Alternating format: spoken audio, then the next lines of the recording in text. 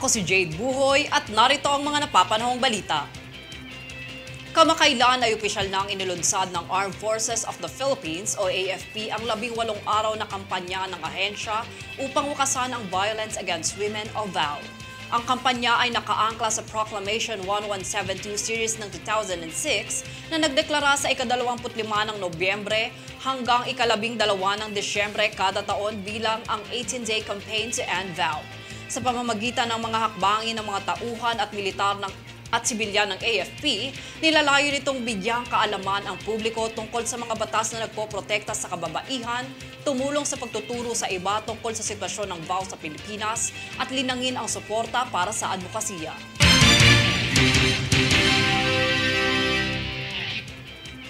Bilang bahagi ng Rice Competitiveness Enhancement Fund Mechanization Program ng Department of Agriculture o DA PhilMec, na mahagi ito ng mga makina para sa produksyon ng bigas at niyog na nagkakahalaga ng halos 105 milyong piso sa Lawag City kamakailan.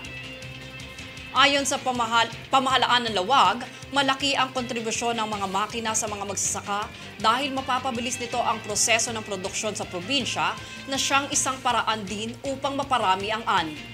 Anila, hindi lamang hanap buhay ang mapapainam ng mekanisasyon hatid ng DA, kundi mapapaunlad ang buhay ng mga magsasaka at pamayanan.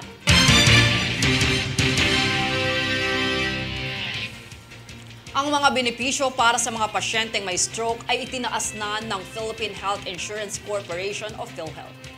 Ayon sa PhilHealth, ang stroke ay may 0.9 prevalence rate na ginagawa itong pangalawang pinakakaraniwang sanhi ng pagkamatay ng mga Pilipino.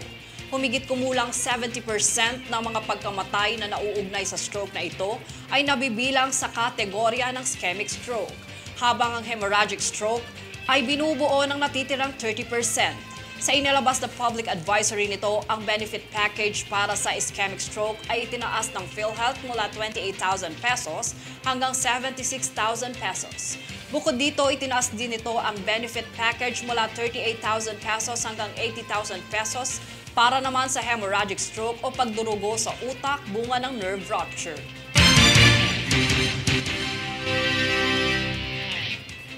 Kami ang boses ng pagbabago. Ako si Jade Buhoy at itong News Force. Sa ulo ng mga balita, kaso ng chikungunya, higit 2,600 na. Pilipinong pinalaya ng Hamas, nakalabas na ng hospital. Murang kuryente, isinusulong sa pamamagitan ng nuclear energy. Tagtuyot sa ilang probinsya, mararanasan ngayong Desyembre. LTO sinusulong ang mandatory registration sa mga gumagamit ng e-bike. PCG layunin ang maritime crime-free sa parating na holiday season. Patas at pantay na balita, komprehensibong ulat para sa pulso ng masa. Ito ang News Force.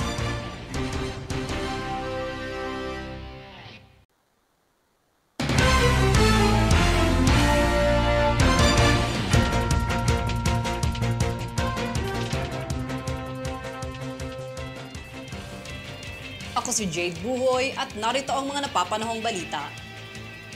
Nitong kamakailan ay inihayag ng Department of Foreign Affairs o DFA na ang pagsususpende sa aplikasyon ng e-visa nito sa China ay kinakailangan para bigyang daan ang karagdagang mga pagpapainam ng mga operasyon para sa hinaharap. Ayon sa DFA, pagkatapos ng mahigit 3 buwan ng beta testing, muling sinusuri ang nasabing system. Dagdag pa ng DFA na ang kanilang e-visa operation sa kanilang mga embahada at konsulado sa paligid ng China ay magsususpindi hanggang sa susunod na abiso.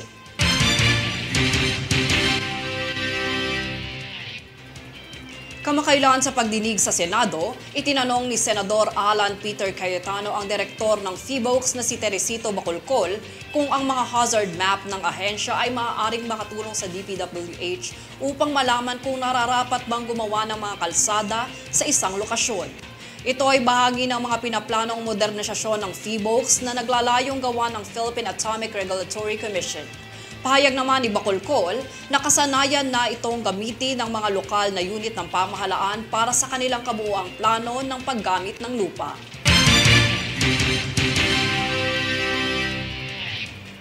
Ayon sa National Disaster Risk Reduction and Management Council, ang magnitude 6.8 na lindol na yumanig sa Sarangani, Davao Occidental noong ika-17 ng Nobyembre ay nakapagtala ng 11 nasawi.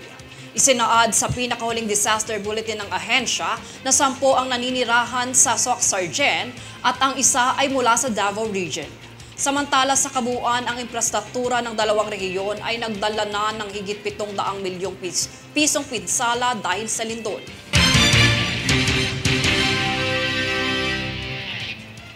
Kami ang boses ng pagbabago. Ako si Jade Buhoy at itong News Force. Sa ulo ng mga balita. Kaso ng chikungunya, higit 2,600 na. Pilipinong pinalaya ng Hamas, nakalabas na ng hospital. Murang kuryente, isinusulong sa pamamagitan ng nuclear energy. Tagtuyot sa ilang probinsya, mararanasan ngayong Desyembre. LTO sinusulong ang mandatory registration sa mga gumagamit ng e-bike. PCG layunin ang maritime crime-free sa parating na holiday season. Patas at pantay na balita, komprehensibong ulat para sa pulso ng masa. Ito ang News Force.